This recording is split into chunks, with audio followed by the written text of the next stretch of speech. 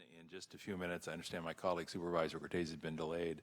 We'll begin as a committee of the whole at 10:05, understanding that we can't take any action until both members of the task force are present. But I think we can get started at that point if we still don't have both members present. So just bear with me, and we'll start, as I say, in probably 2-3 minutes. And thank you.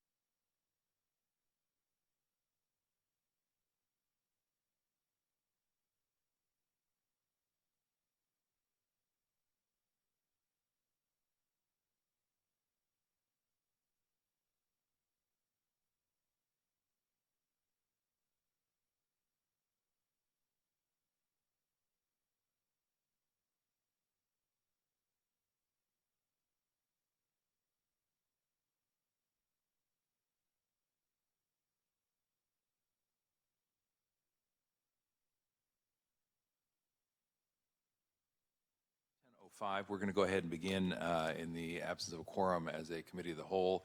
But when the second member of our task force gets here, and we do expect him shortly, we will take up any matters that require a roll call vote at that time. So first order of business is to call the roll to order. I'm Supervisor Joe Simitian, and present Supervisor Cortese, the second member of our task force, will be along shortly. We do have time on our agenda for public comment. Let me just ask the clerk of the board, do we have any cards for members of the public who wish to speak under public comment? There are none today. So that takes us to item number 3, which is to approve our consent calendar, which is minimal given the recess. But we'll come back to that, as I mentioned, when we have a second member present. We'll receive verbal reports from the chairperson and the vice chairperson relating to items of interest to the task force. And I have none today. We really are just looking to sort of check in with our legislative advocates today. So I have none today. I will check with Supervisor Cortese upon his arrival. Then let me turn to the county executive and say there's an opportunity at item number 5 to receive a verbal report from the Office of the County Executive relating to items of interest to the task force. Notwithstanding our recess during the month of July, the world has continued, and let me see if the county executive has anything he thinks it would be helpful to share at this time. Thank you, Supervisor. Danielle Christian is going to give us the report from the county executive's office. Thank you. Ms. Christian, what would you like us to know? Good morning. I wanted to provide a quick update on 2 items. One is the Title IV waiver. We've had a few conversations about this in this committee. You might recall that the Title IV waiver that the Social Services Agency operates under is set to expire on September 30th of this year. On the following day, key provisions of the Families First Prevention Services Act go into effect, and we've been advocating for an optimal would be 5 years, but it looks like 2 years is what is being considered in Congress, an extension of our waiver to allow us to continue to provide the services and take advantage of the opportunities that the waiver plans while putting together a plan to implement the Families First Prevention Services Act. With one ending and the next one going into effect the next day, It impedes our ability to maintain services and to have a seamless transition. There was a bill that Senator Feinstein introduced at the beginning of January that we've expressed support on that would provide a 2-year extension for us and for other states that have the waiver. An identical bill has been introduced in the House. It was introduced, I want to say, in June, and we've expressed support for that as well. So just a quick update on that. Then the second thing is to provide information on proposed changes to the Supplemental Nutrition Assistance Program, SNAP, which is known as CalFresh Food Assistance in California. In California, low-income families that meet certain qualifications, such as CalWORKs participation, are automatically eligible for CalFresh Food Assistance. It's a streamlined process that's used in dozens of states. It reduces paperwork for clients and cuts administrative costs, but most importantly, it reduces eligibility processing time, so families who need food assistance can receive it quickly and without any bureaucratic delays. In late July, the Trump administration reduced a proposed rule that would impose a pretty arduous process and an asset test, for low-income families and individuals, as well as county administrators, to determine eligibility for the CalFresh benefits. Under the proposed changes, 100% of the eligibility applications will have to be processed under increased bureaucratic requirements. For the county, administrative costs will increase and processing times will take longer. For clients, more individuals and families will drop off the CalFresh program. According to the Social Services Agency, approximately 7,000 CalFresh recipients in our county, which equates to about 3,800 cases, will lose their food stamp benefits if this rule goes into effect. Among that number, about 1,850 are seniors, 2,850 are children under the age of 18, and 2,300 are adults. So the comment period on this proposed rule ends on September 23rd. Social Services is working with County Council to provide comments to discourage the administration from publishing the final rule, and is also working with its other advocates in this space. I'm happy to answer any questions. Thank you. I want to welcome Supervisor Cortese, and Supervisor Cortese, we are at item number 5. We will go back to items number 3 and 4 briefly. But before we do that, forgive me, I should have asked earlier. I think we have our advocacy team on the phone, yes, from Prime Policy? Yes, we do. Could the folks from Prime please introduce themselves? Hi, Erin Dorton is here. Yep. And Rich Mead and Elizabeth Thompson are on as well. Thank you, all three. Also with us today from the Office of Congressman Rocana is Tom Pike, the District Director. I want to thank him for being present as well, and our thanks go to the Congress member, obviously, for sharing his staff with us. And I know we're going to be talking with Burt Margolin on healthcare issues in just a moment. I guess the question I would ask, and we also have County Council's office represented here today, is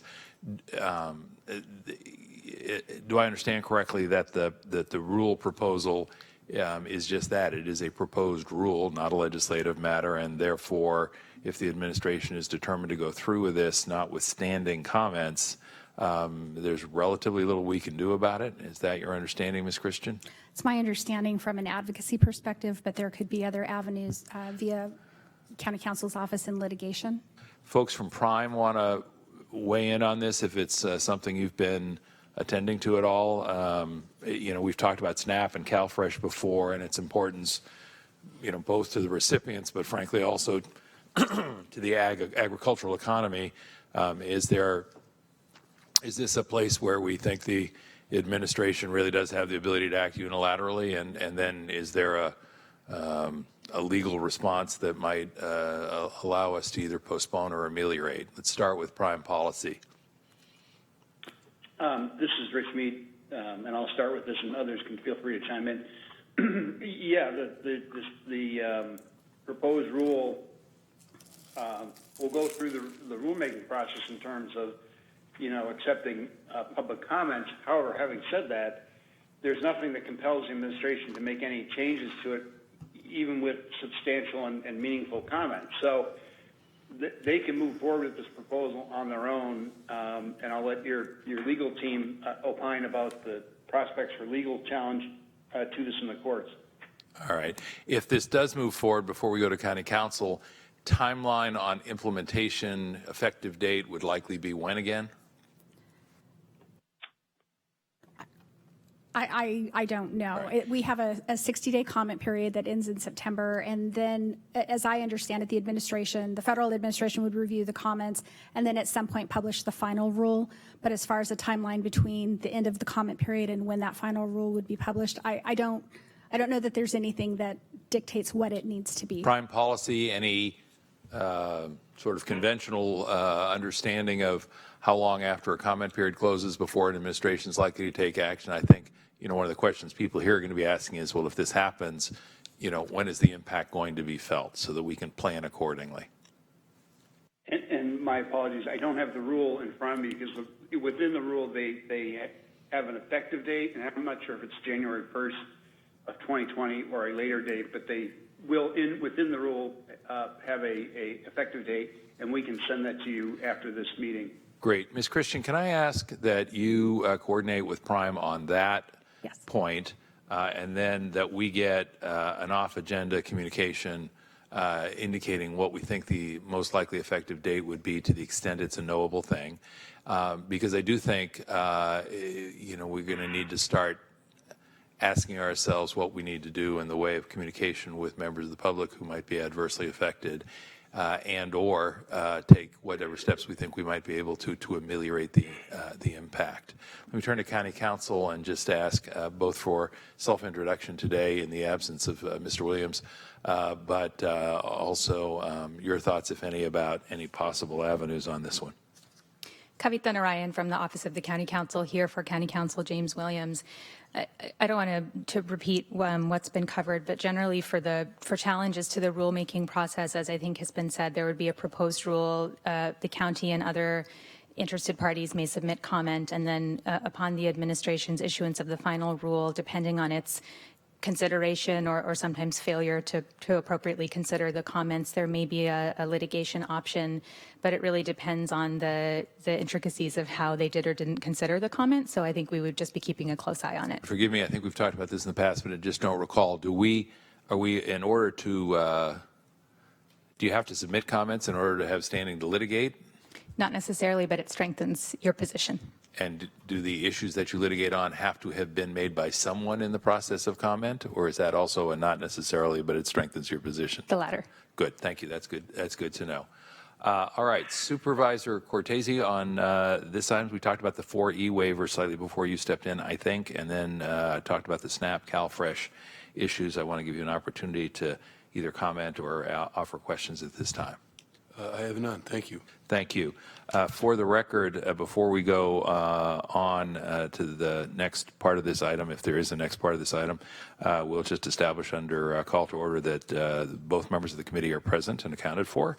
And Supervisor Cortese, when we wrap up item number 5, I'm just going to come back and ask you for a motion on item number 3 and any comments on item number 4. If you have any. But let me first ask Ms. Christian and Dr. Smith, anything else on item number 5, which is the verbal report from the Office of the County Executive? Ms. Christian? No, thank you. All right. And anything from Dr. Smith? I'm hearing a no. No. All right.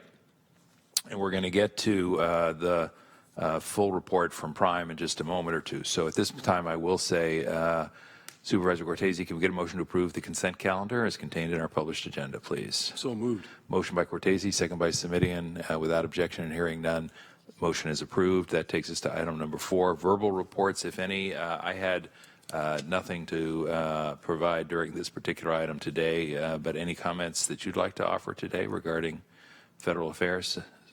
None. Thank None you. today. All right. Then having dispensed with item number 5, and we will want to keep track on both the 4E, obviously, but also on the SNAP CalFresh issues, and I really do think we want to sort of ask ourselves when and then what on the CalFresh item. That takes us to item number 6, to receive a report from the Office of the County Council relating to items of interest to the task force. Thank you again to County Council's office for the very helpful grid we receive for each one of these.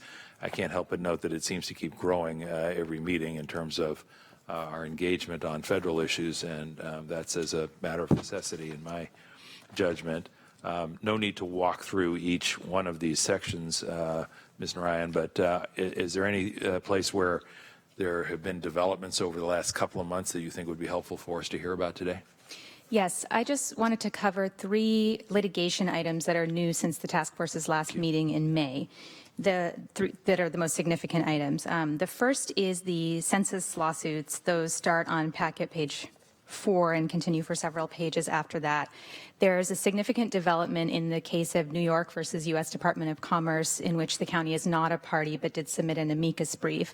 And that is that in late June, the Supreme Court issued a decision largely ruling in favor of the plaintiffs, which were the state of New York and a number of other government agencies, which filed a lawsuit last year challenging the administration's plan to include a citizenship question on the 2020 census. And the Supreme Court held in an opinion by Justice Roberts that the states and cities would suffer harm if immigrant households respond to the census at lower rates, because undercounting of individuals leads to diminished political representation in the House of Representatives, loss of federal funds, and other harms to government entities. In addition, the court held that the rationale the Department of Commerce provided for placing the question on the census, which is that it was attempting to enforce the Voting Rights Act, and specifically the Voting Rights Act protections for minority voters, were, quote, contrived. So the inclusion of the question on the 2020 census has now been permanently enjoined, and the census is going forward without that question. So that's a significant, very significant development.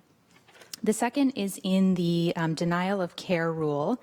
This is the Department of Health and Human Services rule expanding the right of healthcare workers to refuse to provide care to patients based on moral and religious beliefs. There are existing laws, of course, requiring healthcare providers to accommodate religious objections in a manner that does not interfere with patient care. On May 28th, 2019, the county filed a lawsuit challenging the new rule, saying that it does not appropriately balance the rights of healthcare workers to uphold their religious beliefs against the right of patients to receive care for a variety of reasons, including that it doesn't allow healthcare facilities to ask workers in advance about objections so they can plan around them in scheduling shifts. Doesn't require healthcare workers to notify facilities or patients that they're making an objection, so patients may be turned away without being offered any alternative. It allows workers to refuse to provide basic information to patients, including things like phone numbers and directions or alternative providers. And very significantly, there's no emergency exception. So as soon as the lawsuit was filed 2 months ago, the federal government stipulated with the county and other plaintiffs to delay the effective date of the rule until November. The case is progressing, and it could be resolved pretty quickly. There are motions for summary judgment that are due this month. And then the final update is a quick one. In the ongoing DACA litigation on June 28th, the Supreme Court agreed that it would hear argument in 3 lawsuits challenging the decision to rescind DACA, including the county's lawsuit in November. So that argument is coming up this fall, and the case should be decided by next spring. Thank you.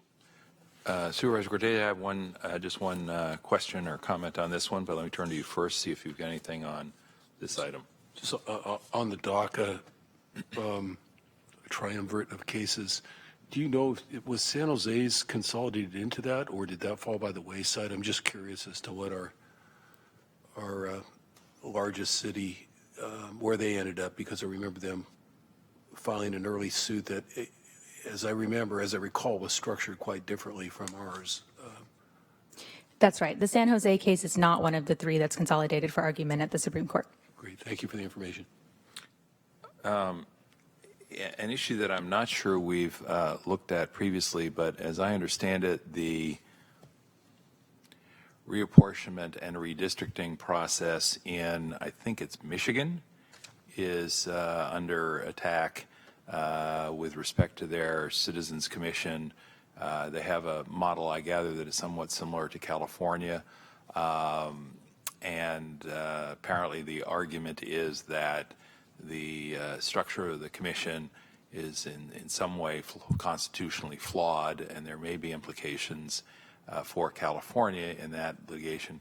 And I don't think we've talked about that before with county council. Forgive me, we get so many moving parts here. I sometimes worry that there's one I just haven't been tracking. But if not, could we get just a brief background memo? And again, if you would share that, I think, with all members of our board, but just off agenda at this point, so that we can be a little bit more informed and think about whether or not we want to weigh in.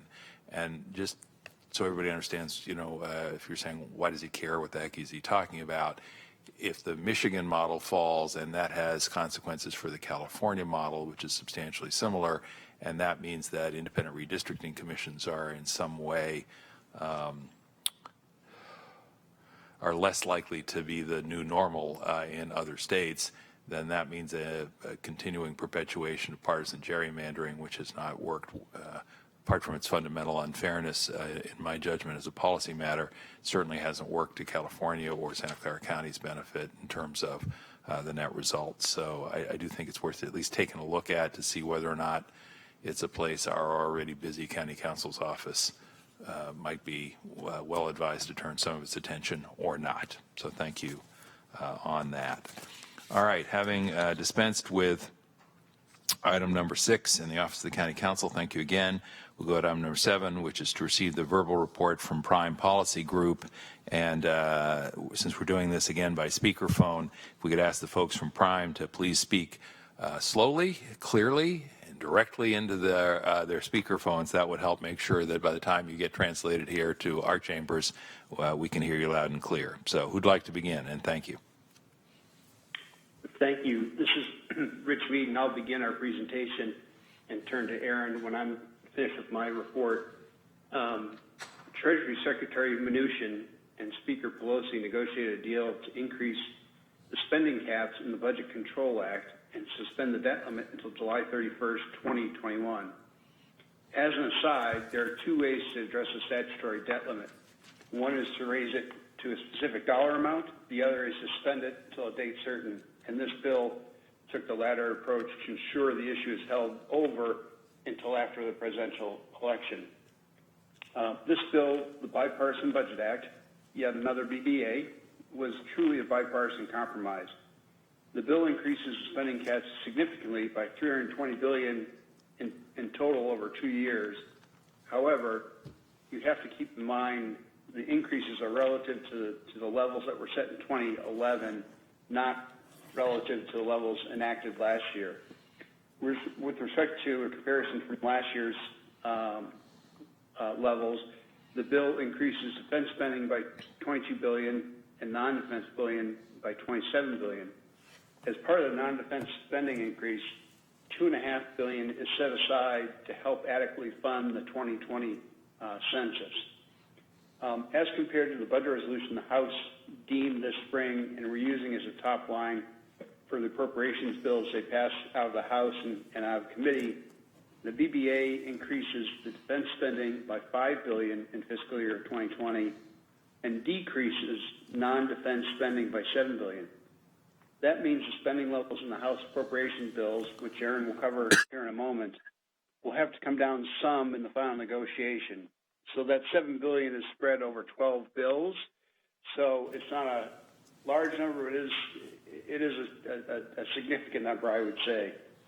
For fiscal year 2021, the BBA takes down the numbers from the House budget by $8.5 billion for defense and $19.5 billion for non-defense. The BBA also includes two budgetary offsets.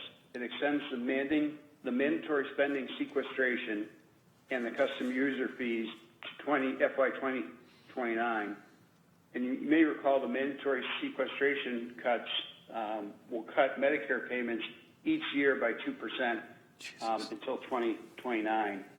The BBA agreement, and I stress agreement because it's not in statute, but rather was put into writing by both parties, also indicates there's a commitment to not change current policy. For example, there's some discussion around Congress being interested in changing or repealing the so-called Hyde Amendment with respect to abortion. But the agreement says that they'll leave in place all current policies. The House-passed bills included some what we call policy riders that will probably need to be dropped or changed in the final conference report to adhere to this agreement. There's also an agreement not to do an omnibus appropriations bill, meaning all appropriations bills put into one. They still can, however, package these into smaller groups of bills, which I think they will do. And there's also an agreement to not have a government shutdown. Now, since this was an agreement between the administration, Secretary Mnuchin, and Speaker Pelosi, I think the chances of government shutdown have been diminished. The Senate's going to start moving their appropriations bills in September, and they plan to start with a combined labor, HHS, and defense bill.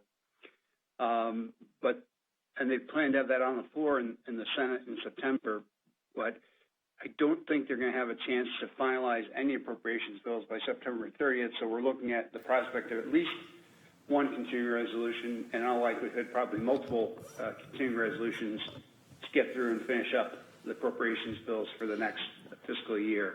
Let me turn to Aaron, who's going to give you a report on the funding levels that were included in the House passed bills. Good morning. This is Erin Dorton. In follow-up to my colleague Rich, I'll jump right into the numbers for the specific programs the county cares about, and then I'll turn to some of the other issues we are tracking for the county. The Department of Transportation, Housing, and Urban Development appropriations bill passed the House floor on June 25th as part of H.R. 3055, which is the second minibus by the House. So the numbers I'm noting are only what has passed the House, as Rich has indicated, not the Senate, as they have not begun their work yet. In that Department of Transportation and HUD bill are included the community development block grants, which are funded at $3.6 billion, which is $300 million higher than the FY 2019 enacted level.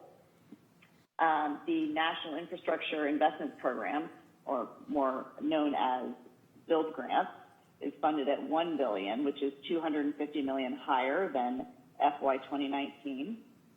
The home, and then finally in this bill, the Home Investment Partnerships Program,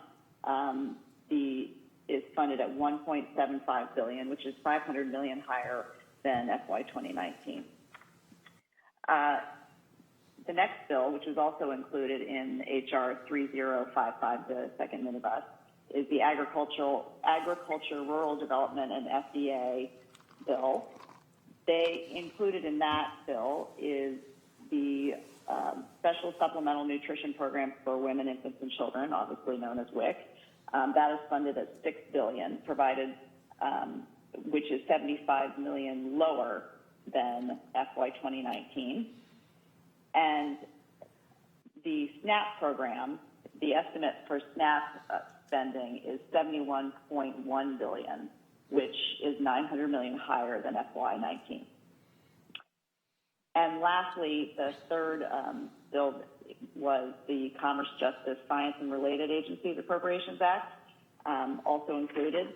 And included in that bill are the Office of Violence Against Women, which is funded at $582.5 million, which is $85 million higher than FY 2019. The Crime Victims Fund, which is has a proposed cap of $2.8 billion, which is $200 plus million higher than the FY 19 cap.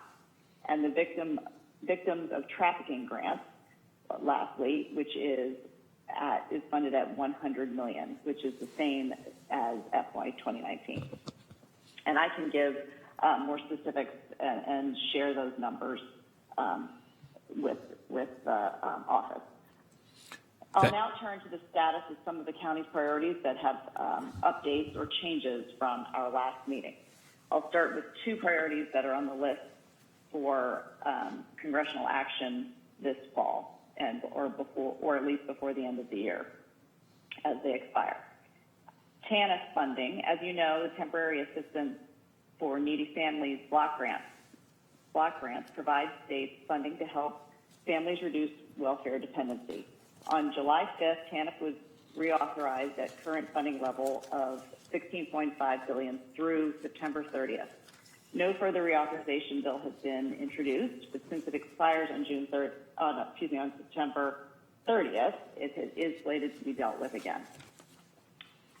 The violence against women, which I just mentioned on the funding side, is on the list to be reauthorized by year end, although that still remains to be seen. As you will recall, the House, we reported in an earlier meeting, the House passed a version in April, but that particular bill included extra social provisions, which would be more difficult to pass in the Senate. Senator Feinstein is supportive of the House bill and continues to believe that any VAWA reauthorization should have no rollbacks from the 2013 reauthorization and must have meaningful improvements. That said, Senator Feinstein and Senator Joni Ernst from Iowa have been negotiating on another version of the reauthorization that should be able to pass the Senate. Senator Lindsey Graham, who is the chair of the Senate Judiciary Committee, has said he will defer to their negotiations. It should also be noted, though, that while it has not been reauthorized, the money has already been appropriated. I just wanted to quickly touch on the Title 40 waiver extension, which Ms. Christian already reported on. I just wanted to add one item of interest to the county. There's a California delegation letter to the leadership that's in the process of being circulated amongst the California delegation, asking for additional time and or resources for waiver states and counties to transition from the Title 40 waiver to Families First prevention services. And as of yesterday, Representatives Kana and Eshu had signed on, and we are waiting to hear from the rest of the Santa Clara County delegation. But we thank Congressman Kana's office for that, and we'll keep you updated on that effort. Another county priority is the Cadillac tax repeal bill, which passed the House this summer. The Senate bill, S-684, has been co-sponsored by both Senators Harris and Feinstein just last week. The status is up in the air as it could go one of several ways in the Senate. Most likely, if anything, it will get swept into an end-of-session tax package, and my colleague Rich may have additional comments on that later. And lastly, I just wanted to touch on immigration. Since we last spoke, several things have happened. Congress passed, and the President signed a bill providing $4.6 billion to address the border crisis. Secondly, the Department of Labor published a notice of proposed rulemaking on July 26th concerning the H-2A temporary agricultural worker program. Employer groups were pleased with that, while worker groups were critical, and I can get more information on specifics on that if it is of interest. Thirdly, Senator Graham, chair of the Judiciary Committee, as I said before, is advancing legislation that would tighten the asylum process. However, even if it could survive a filibuster and pass the Senate, it is not going to go anywhere in the House. And lastly, the per-country cap bill, which is a favorite priority of Silicon Valley, has finally been resurrected for the first time since 2012. The bill, which would eliminate per-country caps on employment-based green cards, has passed the House this summer, and Senator Mike Lee of Utah's Senate companion version stands a decent chance in the Senate, given his sponsorship. So that is all I have for today. My colleagues and I are happy to answer any questions if we can, or get more information and report back as needed. Thank you. Thank you very much. Let me turn to Supervisor Cortese first, see if he has comments or questions. None, thank you. All right, and there'll still be another minute for that comments or questions, Supervisor, because I've just got a couple, and so if anything else occurs, please feel free. Ms. Dorton, did I hear correctly that it sounded to me as if you said one House had dealt with the so-called Cadillac tax issue, and that the issue was awaiting action by the other House? Yes. That is correct. So it passed the House, and Rich, jump in, my colleague Rich, if I misstate anything. I believe it passed the House this summer, and the Senate bill has not been acted upon yet. Got it. And but it is a favorite. It is quite popular. Okay. So. And Dr. Smith, my recollection is that this was a matter of some importance to us because notwithstanding the title Cadillac tax, it's really just the tax is predicated on the cost of the plans, and in a high-cost state like California, we have a relatively costly plan for our own employees, and we're perhaps going to be subject to some pretty big hits if this thing doesn't get rolled back. Help me? Yes, that's it. Basically, it's a penalty to parts of the nation where employers' benefit programs are more expensive than other parts, and we would clearly be significantly affected financially because our benefit programs for healthcare are significantly more expensive than the average in the nation. So that's why we're very interested in making sure the legislation is successfully passed, and I'm glad to hear that it looks like there's support. Thank you. Let me go back, and this may be a little complicated to do orally and or over the phone, but I'm going to give it my best shot, Mr. Mead and Ms. Dorton.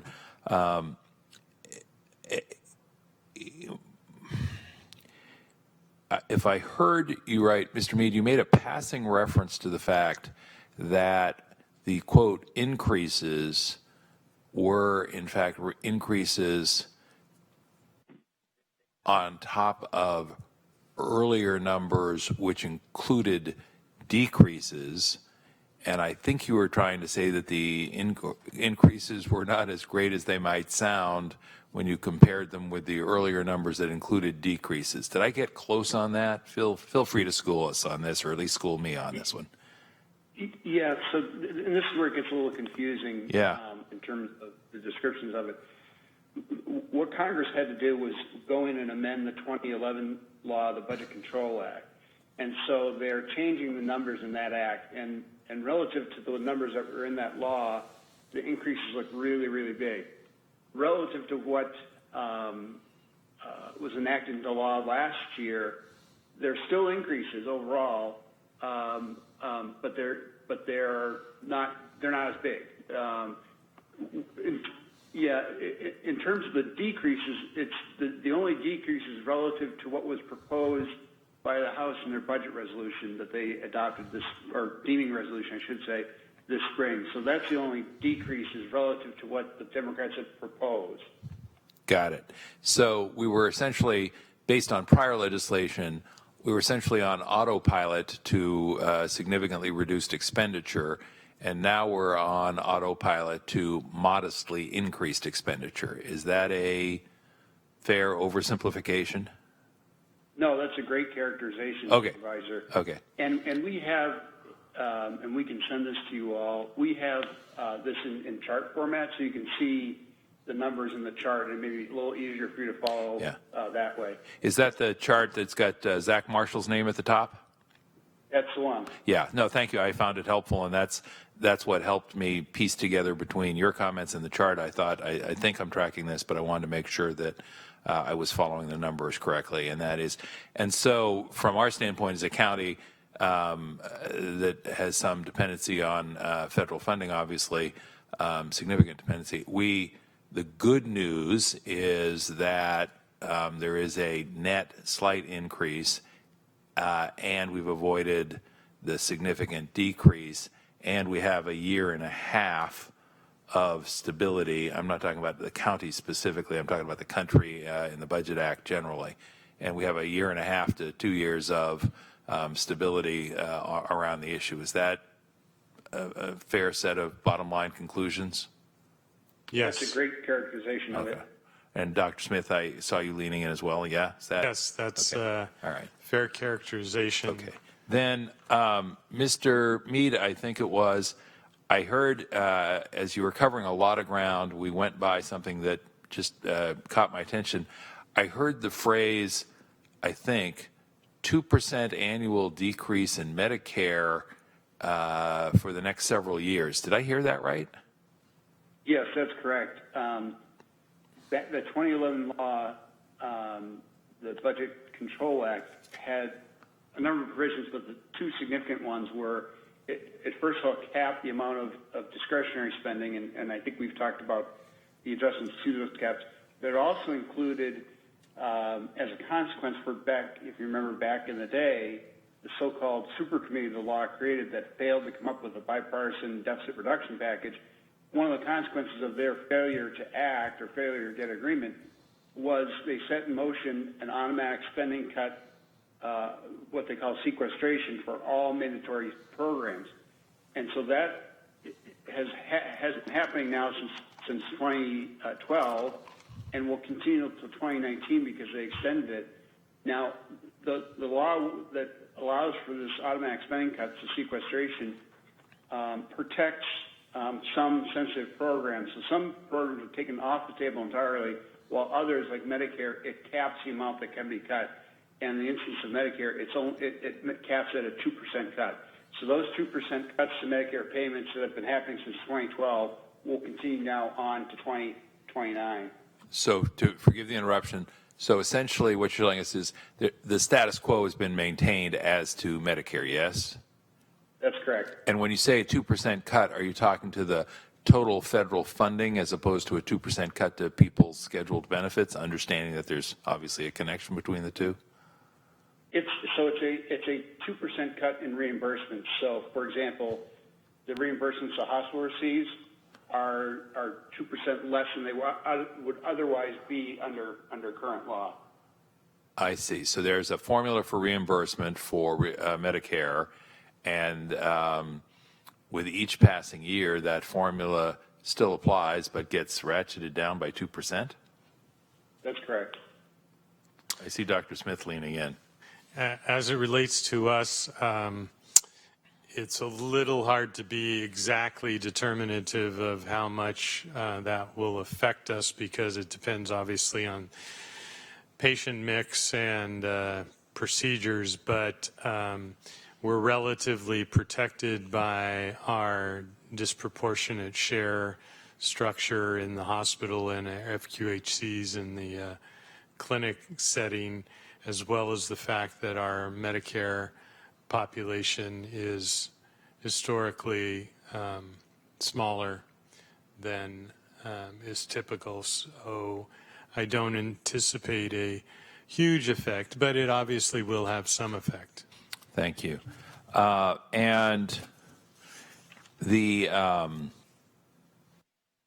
while we have Prime on the line, specifically for budget and appropriations issues, I can't help but ask, given the events of the last couple of weeks, after every gun violence tragedy, we wonder if the political climate will have changed.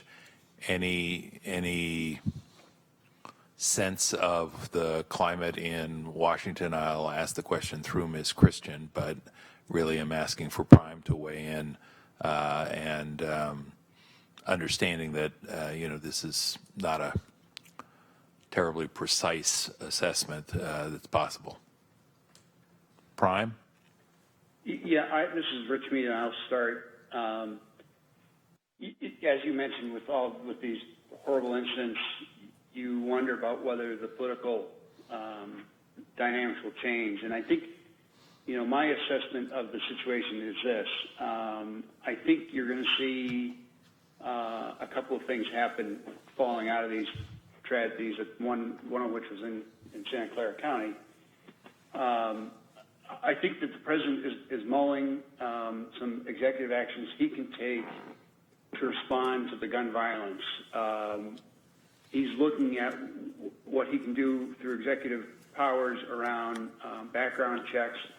He's looking at other things that he can do with the Justice Department to address the gun violence. He's convening a roundtable on Friday of the tech companies to see what they can do in terms of trying to diminish the likelihood of these events happening in the future. So that's happening sort of at the executive branch level. In Congress, the House has already passed a bill to expand the background checks to close the loopholes for gun shows, online sales, and private sales. And that same bill was the exact same bill that Senators Toomey, Republican from Pennsylvania, and Manchin, Democrat from West Virginia, tried to advance after the Sandy Hook tragedy and failed. And Senator Toomey just, I think today or yesterday, said he's going to revive their effort to try and move that in the Senate. So the possibility that could get through. The House also approved a bill to increase the time to do the background checks from 3 days to 10 days.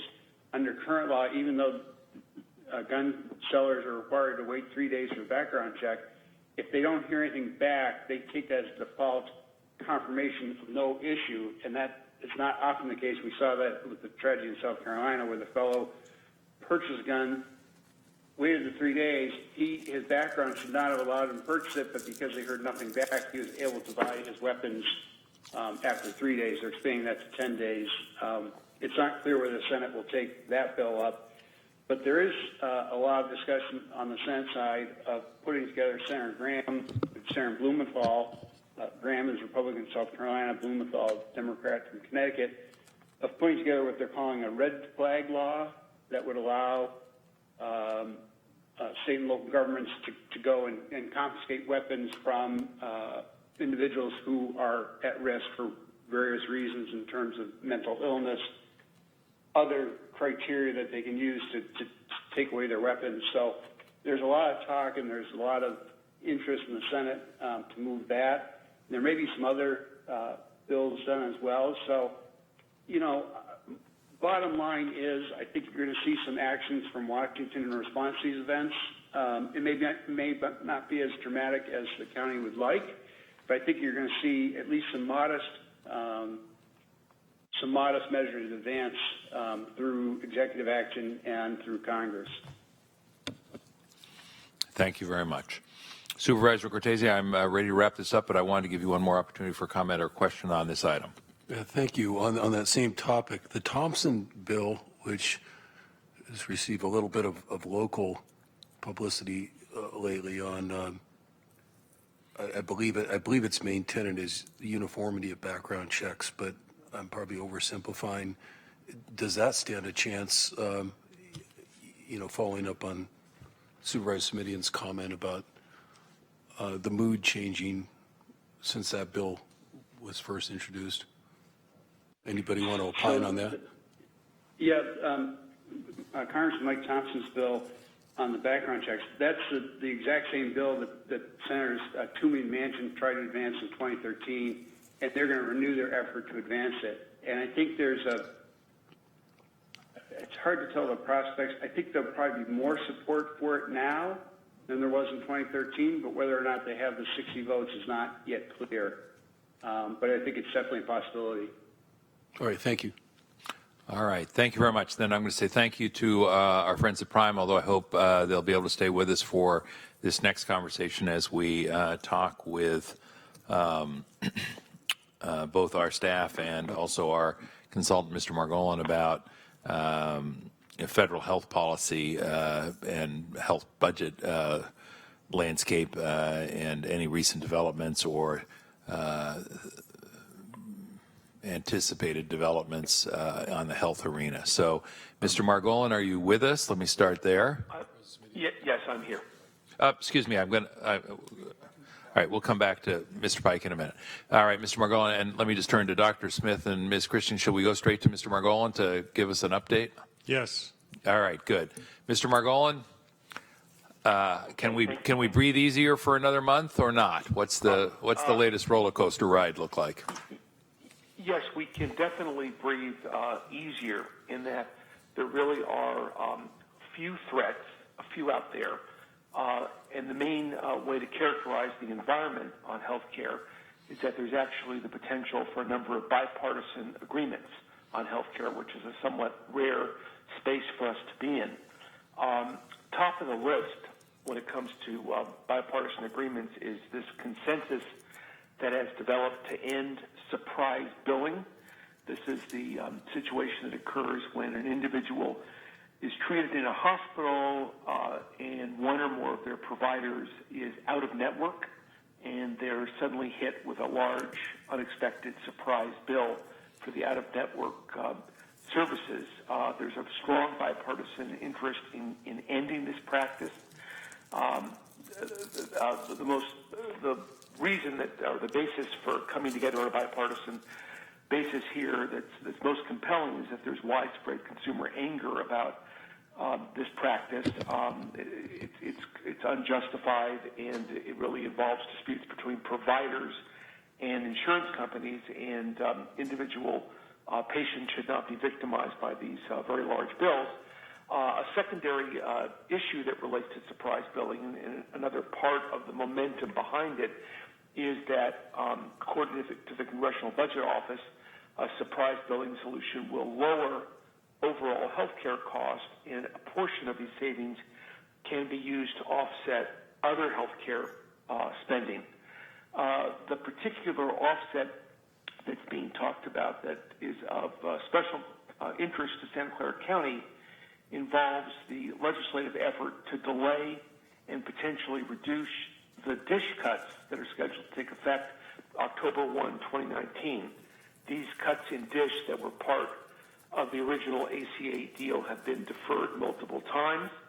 There's $30 million at stake for our Santa Clara system in year one if DISH cuts were to take effect, and that impact number grows significantly if they take effect in the second year.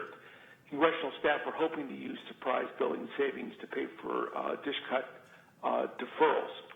In addition to the DISH cuts and the surprise billing issue, dealing with those issues, there's other must-pass legislation that has bipartisan support.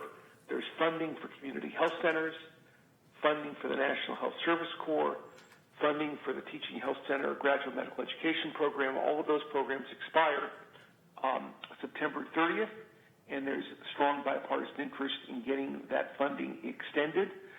The House Commerce Committee has already approved legislation to extend all of these programs for 4 years, and at the same time cancel the DISH cuts for FY 2020 and 2021. Senate Health, Education, Labor, and Pensions Committee, the HELP Committee, has approved a bill to extend these programs for 5 years and rely in part on surprise billing savings to offset the cost of these extensions. On the DISH front in the Senate, there's a little bit of a wrinkle. I don't think it'll be a significant problem, but it's worth at least noting. DISH is within the jurisdiction of the Senate Finance Committee. They have not yet drafted DISH legislation yet, but Senator Grassley, who chairs that committee, is a critic of the DISH program and recently cited a new GAO study on DISH as a reason to support revising the DISH formula, revising the formula that determines how much money individual states get. Senator Grassley wants to actually see more of the DISH dollars go to states that did not expand Medicaid, and less to the states that have already done so, and that includes states obviously like California.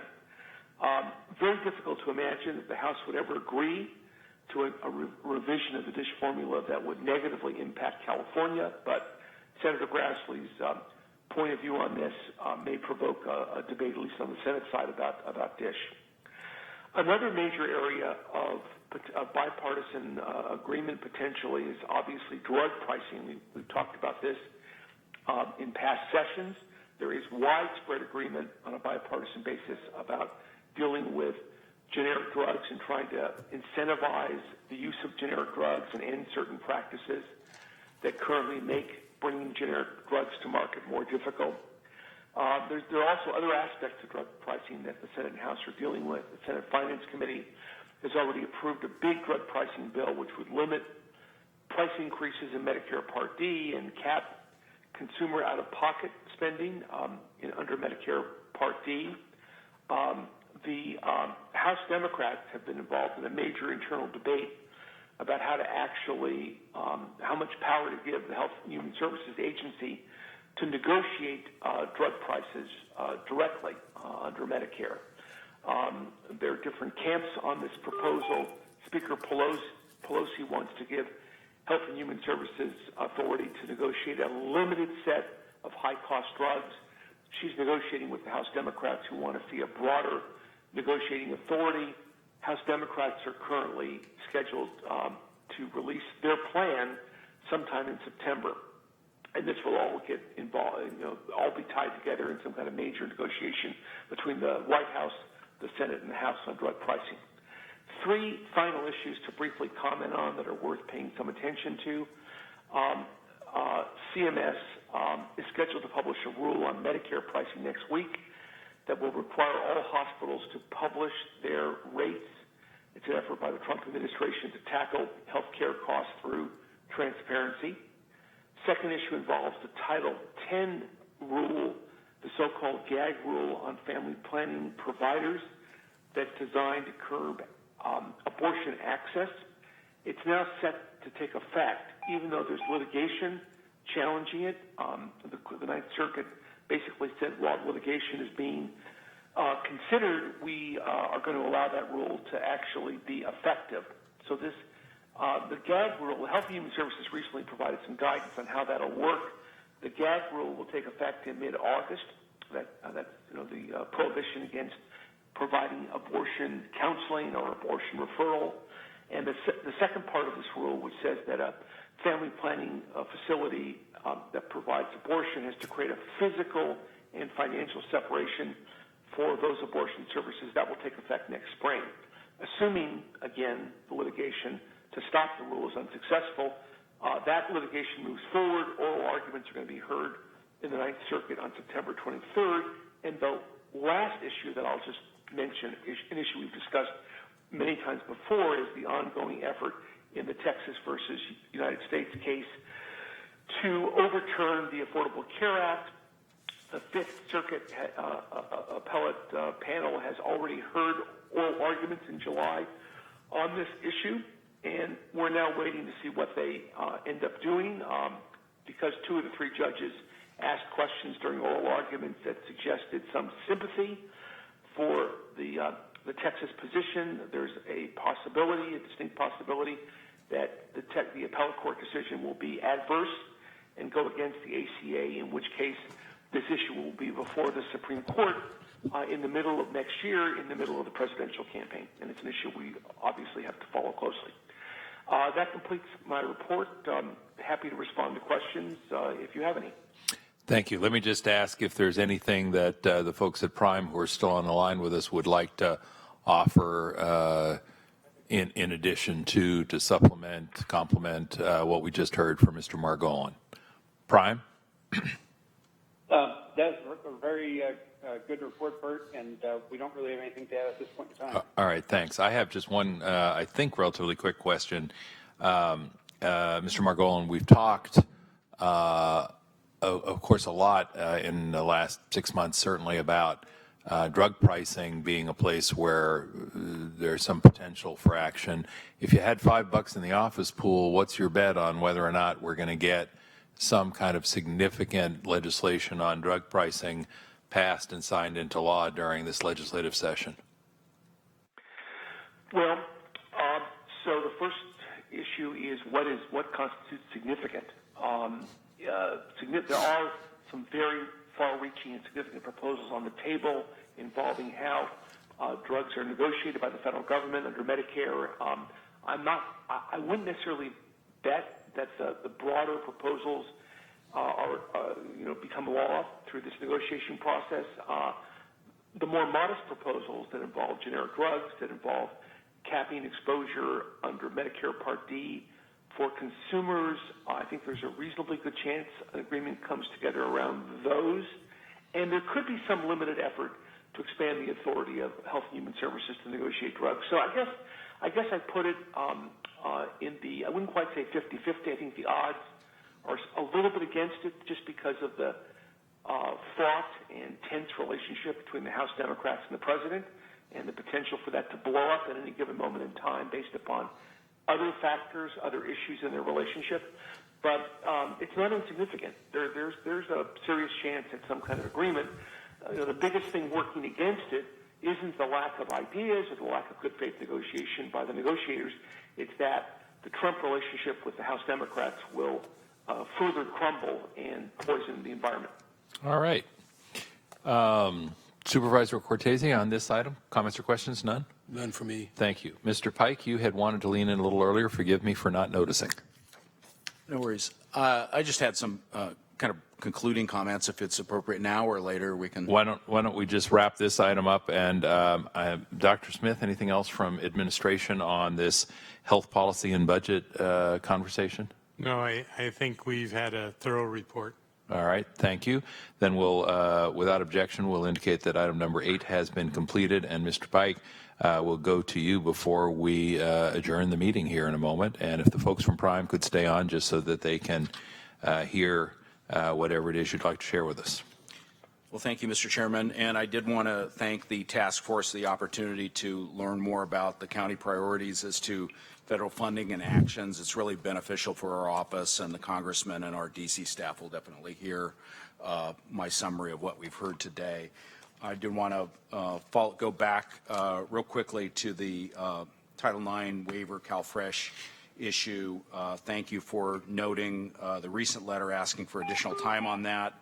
I think there was a previous letter signed by 45 California members of Congress to the Secretary of Agriculture asking that asking that he take into consideration the harmful effects of that proposed rule. But as noted, there's a limited amount of leverage that we do have with the administration on this. So we'll be continuing to work on that given the limitations we have, but appreciate the situation that the county is in, and I'll definitely convey that. And then finally, I did want to just note that we are working hard all together, I think, on the 2020 census that's coming up. Within the next couple of months, we really need to be getting our ducks in order, not only the complete count committee, but federal, state, county, cities, community-based organizations, all working towards getting a complete count on the census, which is coming up pretty fast next year. Our communities are faced with what I would call as false alarms on ICE raids, an increase in employer I-9 audits, and things that only amp up the pervasive feeling of apprehension, if not fear. And in that climate, we're asking people for cooperation. And I think that that's going to take a lot of positive messaging and a lot of people on all levels working together to get a complete count. And I appreciate everything the county's done so far and looking forward to working together on that issue. So thank you. Thank you. And thank you to Congressman Khanna and your office for your help in those efforts and, again, for your participation in the committee. Supervisor Cortese, unless you have anything else, I think that brings us to the time to adjourn. Thank you. All right. Then without objection and hearing none, we are adjourned. Thank you all very much. Good to catch up. Thank you.